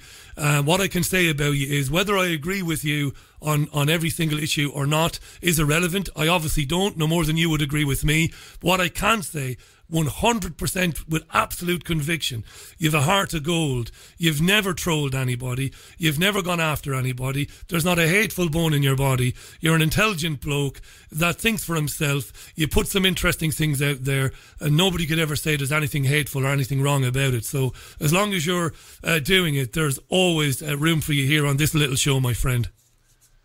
Well, thank you very much, Richie. It's been good to come and chat to you, brother. And please spread the word about the new channel that I'll be at for a while, AOD Scarecrow.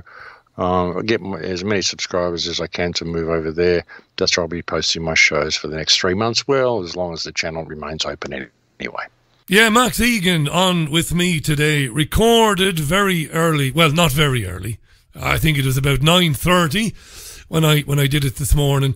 It's obviously, there's a big time difference between us here in Manchester and Max. So obviously there was a lot of tweets came in there. Thank you for them. I'll read a few of them now, but I couldn't put any of your points to Max. I did anyway.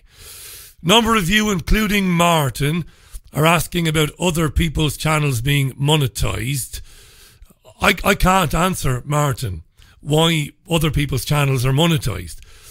Google, for all the criticism I've given them, at least had the manners, finally, to explain to me why this particular program can't monetize. And they said it's because of, it's a number of things. Most definitely reused content. So the monologue, which I explained in my conversation with Max, is packed with little bits of audio. It's produced. The monologue is produced and it needs content, right? I'm not basically infringing copyright of Sky or the BBC. I am not, because there are fair use laws, which I'm very familiar with as a content creator. I'm entitled to use that content by way of critiquing the material. I'm not claiming it as my own. I'm critiquing it. And every time I'm overemphasizing the content came from Kay at Sky or from Laura Koonsberg at the BBC. And that's legislated for.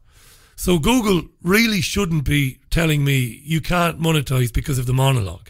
But it isn't just the monologue. It's other things as well. Even the Creative Commons music, which comes on at the end. Even the images that we use for our YouTube videos. Basically, in a roundabout way, they're saying, however long, not however long, we will find a way to demonetize you. Don't worry about it. Don't keep applying for monetization. We'll find reasons not to monetize your channel. So, I don't believe in fighting battles you can't win. I don't believe in getting annoyed or fed up or depressed. Because until they because they demonetized my YouTube channel a year before they deleted it. And when my YouTube channel was monetized, it was beginning to bring in money every month, and it was going in an upwards trajectory, meaning I was convinced, and I shared this information with my friends, Jean-Anne Crowley and Hayden Hewitt, media people like myself. I said, if it continues, I'll never need to solicit a donation ever again, because it was looking very good. It was looking like, £3,500, £4,000 a month was likely further down the road, because the videos were starting to get a lot of hits, a lot of views, and they demonetized. And then a year after, they deleted. And this new channel, I don't know how many thousands of subscribers it's got now. I think is it 20? I genuinely haven't a clue, because I don't care. I only upload every night to YouTube because certain people, they just live on YouTube. I don't want to do it because it's a pain in the backside to me, and it's no good to me. The bulk of my listeners are live listeners in their tens of thousands tonight and every other night that I'm on. And they get me on iTunes, on Spotify, and they listen through TuneIn Radio. Google and YouTube is worthless to me now. But I'll continue to put it on there, even though it takes me over an hour after I finish my day every day to do it. I'll do it, so long as some people are getting the program that way. Why other people's channels haven't been demonetized, I don't know. There's no jealousy here. There's no envy. I haven't a clue. I don't know. Good luck to them. I hope they stay monetized. If they're bringing in 3, 4, 5, 6,000 views on each video and they can monetize it, they deserve it. Good luck to them. But I don't know why some are monetized and some are not. What I do know for certain, Tommy Robinson is the exception, because they demonetized him and now they've basically restricted his channel. But on the far right and on the, the progressive left, those channels are being promoted by YouTube. How does YouTube do that? Well, it makes them appear in millions of people's YouTube timelines, because YouTube has got a timeline too. If you've got a YouTube channel and you log on to it, YouTube will present on the homepage lots of different video choices for you. That's how it works, right?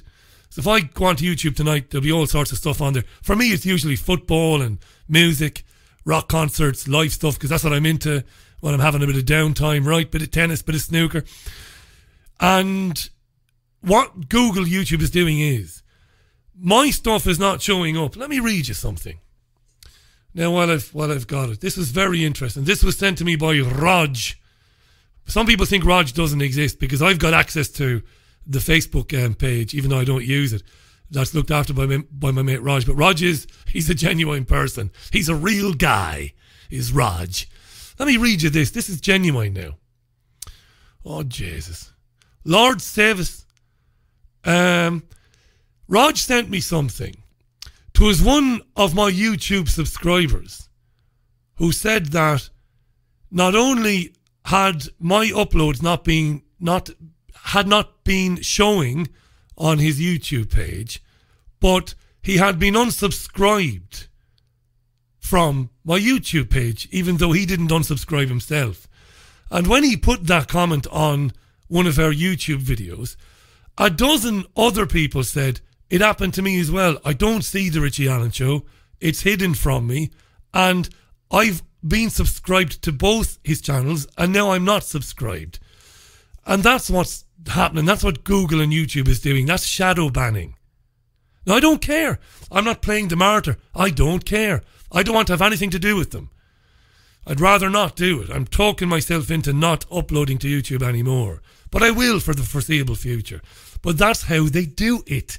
And at the same time, they are exposing you to the likes of Rebel Media and all this stuff and the equivalent channels on the left. Why?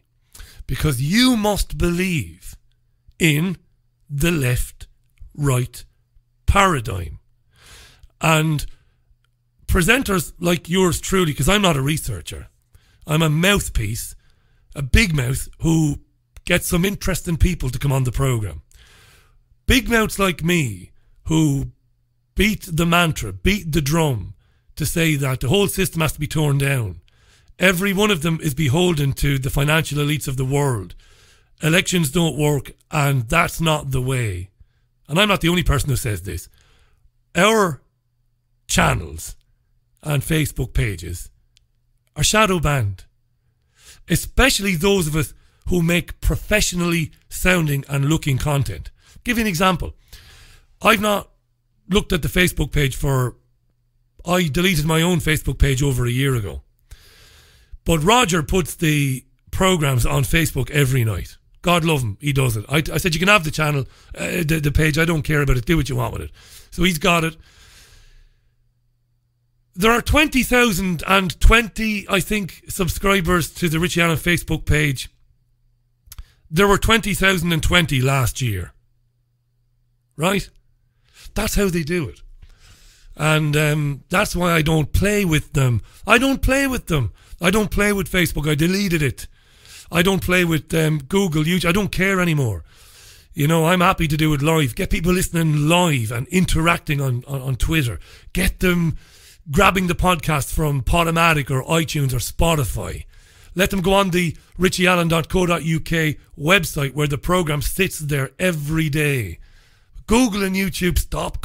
I don't mean Max now. Max's gripe is genuine, it's very important. But for everybody else who's new to YouTube and Google, who's new to it, forget about it. Forget about it as a means to distributing your content and growing an audience. Forget about it unless your politics are on the far right or the far left. Then you'll do very well. It's a gold mine. You know what I'm getting at, right? Right. It's a gold mine. David Icke said to me 2 years ago, this is true. I think this might this might sound very egotistical now. It might sound like I'm boasting, but I'm not. Please believe me. 2 years ago in a private conversation, David Icke said to me, you know what, Richie? I said, what, Icke? He said, if me and you on your radio show, and me, if we went down this bullshit anti-Muslim road, and if we went down this alt-right road, me and you, with our experience and our abilities, we'd make millions and millions of pounds. And I said, Icke, you've got that spot on in one, my son. Of course we would. Because I can do what Tommy Robinson does far better than Tommy Robinson. But I can't do that because it's bullshit. It's as simple as that. But if we did, we wouldn't be shadow banned. We wouldn't be demonetized. We wouldn't be deleted. That's just the way it is. Anyway, we've had a decent week, haven't we? Chris Busby this week, Jake Morphonios, the lovely Adele, Jarrett-Kerr tonight, Max Egan as well. We've had some good guests this week. I'll be back with you Sunday morning at the usual time of 11 a.m. British summertime, where we'll have a look at the papers as we ordinarily do. A lot of comments came in there. I haven't seen them, so apologies for that. I'll do better on Sunday. That's my promise. It's milling it down here in Manchester. Absolutely piddling down. It hasn't changed since I came on air. This is the Smashing Pumpkins. Have a fantastic weekend. Speak to you on Sunday. Bye now. Bye.